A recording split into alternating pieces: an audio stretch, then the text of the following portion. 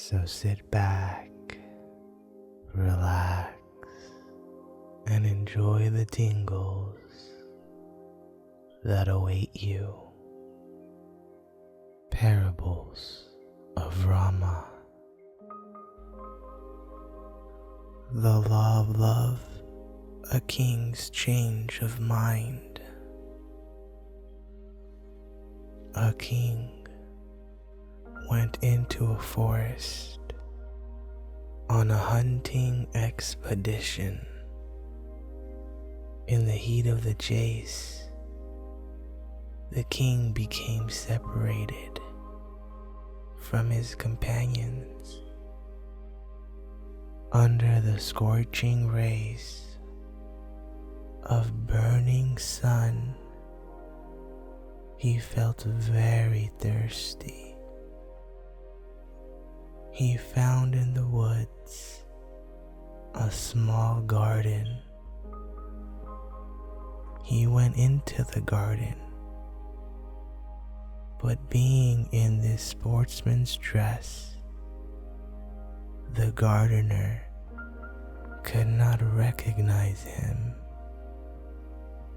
The poor village gardener, having not seen the king's person before,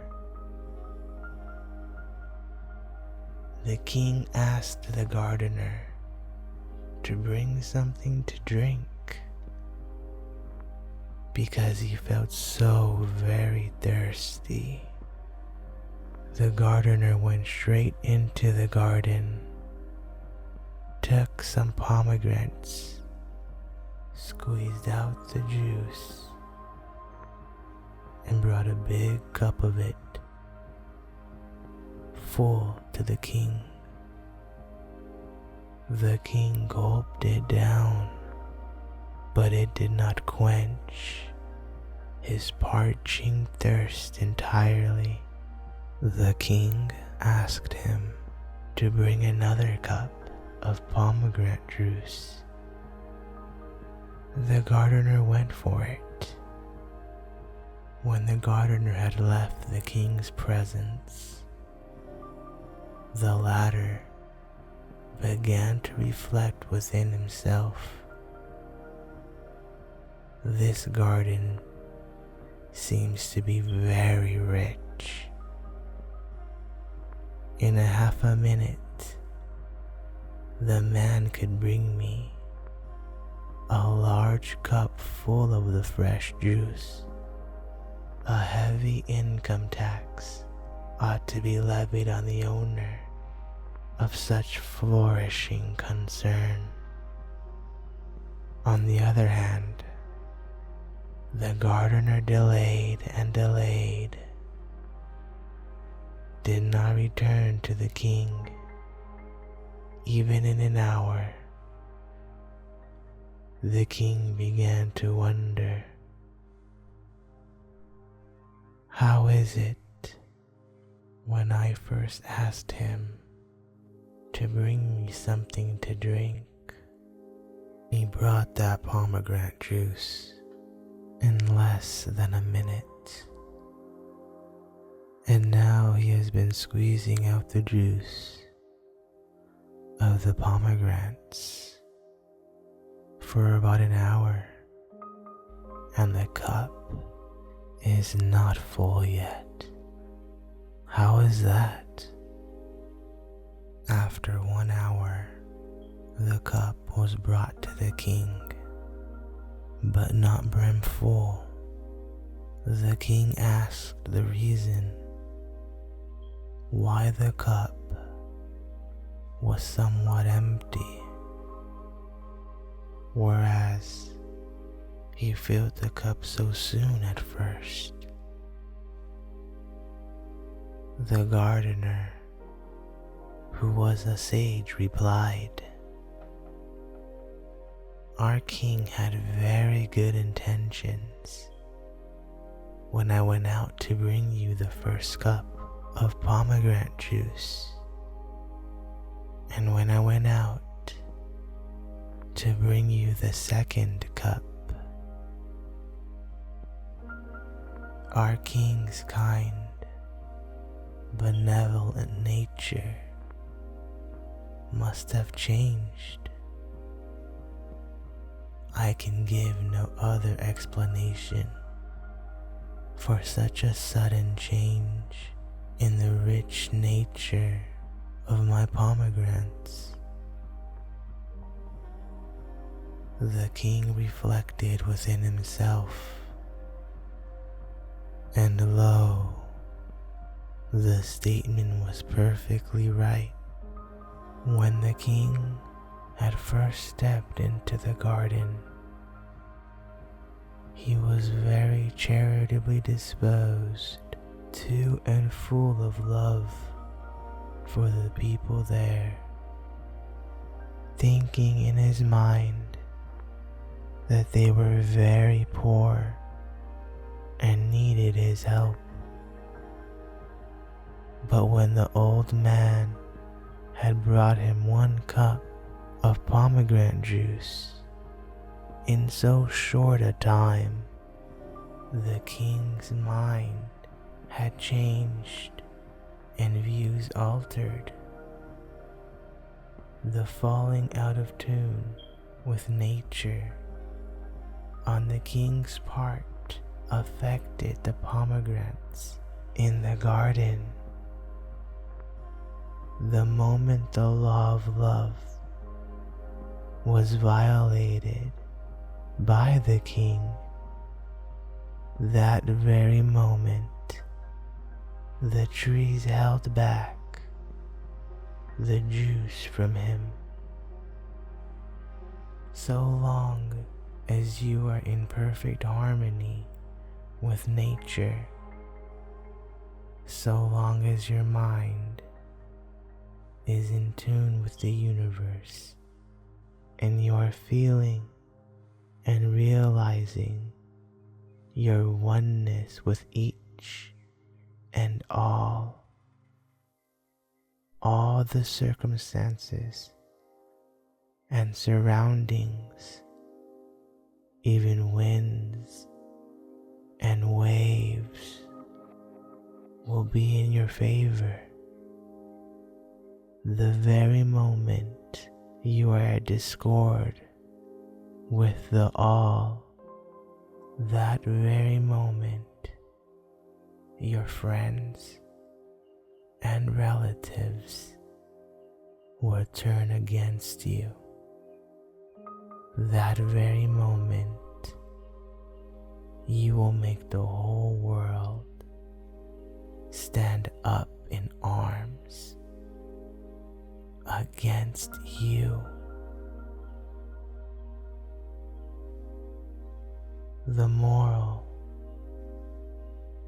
is that love brings harmony and help. Hatred produces discord and division. This next parable is called Why Things Are Dear. Yajnavalkya had 2 wives, Maitreyi and Katyayani. He was a very rich man. He was a preceptor of one of the richest princes of India. At the time, he wanted to divide his property between the 2 wives and retire to the forest. Maitreyi declined to accept her portion.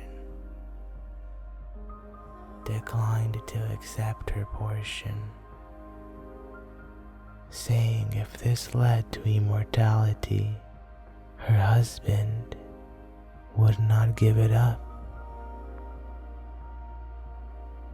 You see that in the heart of Maitreyi, the idea arose how it was that her beloved husband, one of the richest men in all India, was going to give up all this wealth and adopt another kind of life. Surely no one ever leaves one kind of life for another unless there is more joy, more pleasure in the new life than in the old one. This showed that for her husband, the kind of life he wanted to adopt was more pleasant and enjoyable than the kind of life he then lived. She reflected and asked her husband, "Is there more joy in spiritual wealth than in worldly wealth? Or is it otherwise?" Yajnavalkya replied,